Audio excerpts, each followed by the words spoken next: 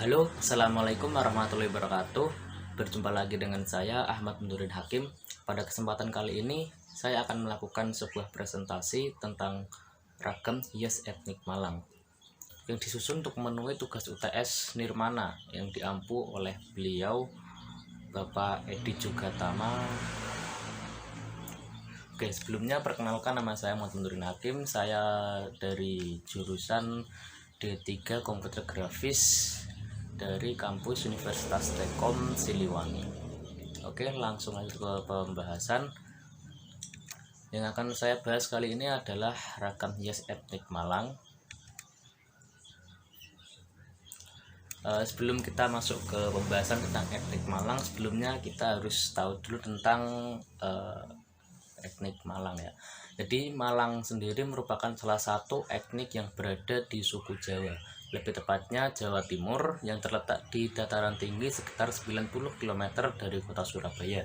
Nah, Malang sebagai kota terbesar kedua di Jawa Timur memiliki berbagai julukan seperti kota pelajar, Faris Van Es Java, kota wisata, kota militer, dan masih banyak julukan lainnya dari kota Malang ya, karena kota Malang memang terkenal tentang kearifan budaya dan juga keindahan kota-kotanya dan berbagai macam keindahan lainnya yang ada di kota Malang. Kebudayaan etnik Malang sendiri dipengaruhi oleh 3 kebudayaan, yaitu ada budaya Jawa Tengahan, budaya Madura, dan budaya Tengger. Kenapa itu bisa terjadi? Nah, itu terjadi karena Malang memiliki 3 subkultur, yaitu subkultur Gunung Jawa yang berada di daerah Gunung Kawi. Yang kedua, subkultur Madura itu berada di bawah Gunung Arjuna, dan subkultur Tengger yang merupakan sisa dari kerajaan Majapahit itu berada di Gunung Bromo Semeru. Oke, lanjut. Pada ragam hias kali ini yang akan saya bahas adalah ragam hias pada pola batik Malangan ya. Pola batik Malangan. Sebelumnya kita perlu tahu dulu, batik Malang itu diperkirakan ya berasal dari abad ke-90-an, berarti baru sekitar 100 tahun, berarti sekitar tahun 1990-an batik Malangan itu muncul ya, yang pada umumnya bermotif sidomukti Malang dengan hiasan kotak putih di tengah yang biasa disebut juga modang koro ya. Bagi orang Jawa, siapa sih yang nggak asing dengan batik modang koro ya? Pasti semua orang Jawa tahulah tentang batik modang koro ya.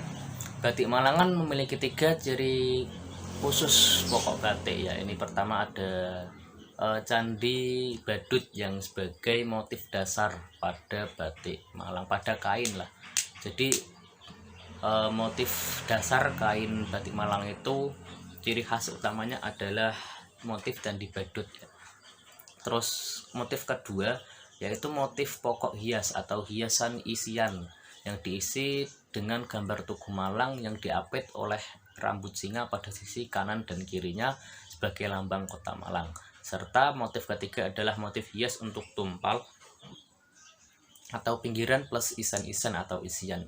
Jadi selain diisi oleh motif Tugu Malang dan rumbai singa, juga diisi oleh berbagai motif-motif tumpal dan motif-motif lainnya yang biasanya diisi oleh 3 sulur yang membentuk rantai, yang dimaksudkan untuk menggambarkan Malang itu sebagai kota bunga.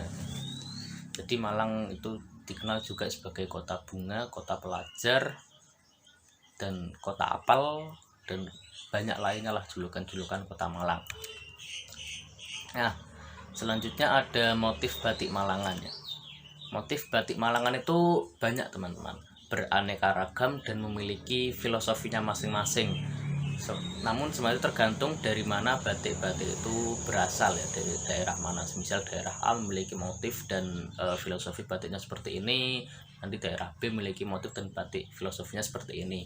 Nah, namun ada beberapa motif batik Malang yang paling terkenal dan populer, yaitu motif bunga teratai dan motif kucet suara, dengan berbagai variasinya tersendiri tergantung dari mana batik itu berasal ya. Kembali lagi, dari mana batik itu berasal. Nah, di antara berbagai variasi itu ada variasi yang terkenal, diantaranya variasi bunga teratai, terus ada motif tugu malang, ada juga motif rumbai singa yang sudah kita sebutkan di atas, dan juga motif sulur-sulur, dan yang terakhir ada motif mahkota. Oke, selanjutnya filosofi dari batik, dari motif-motif batik Malangan ya. Yang pertama ada motif bunga teratai, melambangkan sebuah keindahan alam yang subur. Bunga teratai juga mengandung makna kearifan dan kebijaksanaan yang membuat sejahtera rakyatnya ya. Seperti kita ketahui, Malang itu bisa dibilang sebuah dataran tinggi yang ada di Jawa Timur, jadi tanahnya subur, di sana juga hijau ya, pemandangannya asri gitu.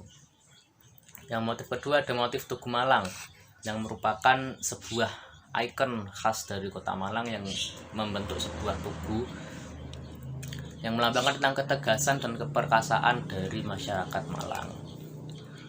Selanjutnya ada motif rumbai singa yang nomor 3, motif rumbai singa. Motif rumbai singa sendiri melambangkan tentang masyarakat Malang yang memiliki jiwa semangat dan pantang menyerah yang sangat membara, seperti, dan sampai ada slogan seperti Singo Edan yang mana sekarang sebagai lambang kota Malang. Jadi sebuah motif rumbai singanya itu melambangkan jiwa pemberani dan semangat masyarakat Malang selayaknya sebuah Singo Edan ya, atau kalau dalam bahasa Indonesianya itu singa yang menggila akan keberanian dan semangatnya gitu ya. Yang keempat ada motif sulur-sulur. Nah, motif sulur-sulur sendiri sebagai memiliki makna sebagai suatu wujud atau sebagai pengingat pada masyarakat bahwa suatu kehidupan itu tidak kekal. Nah, motif sulur-sulur ini sendiri yang bersambung menunjukkan jika pasti ada generasi penerus yang melanjutkannya.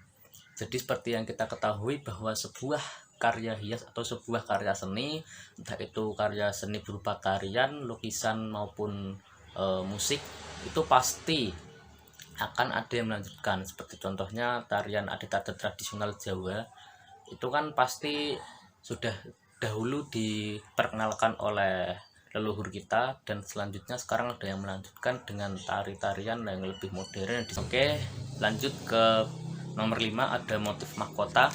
Nah, motif mahkota sendiri ini memiliki makna yang sangat dalam, yaitu harapan bagi pemakainya supaya bisa mencapai sebuah puncak kejayaan pada masa hidupnya.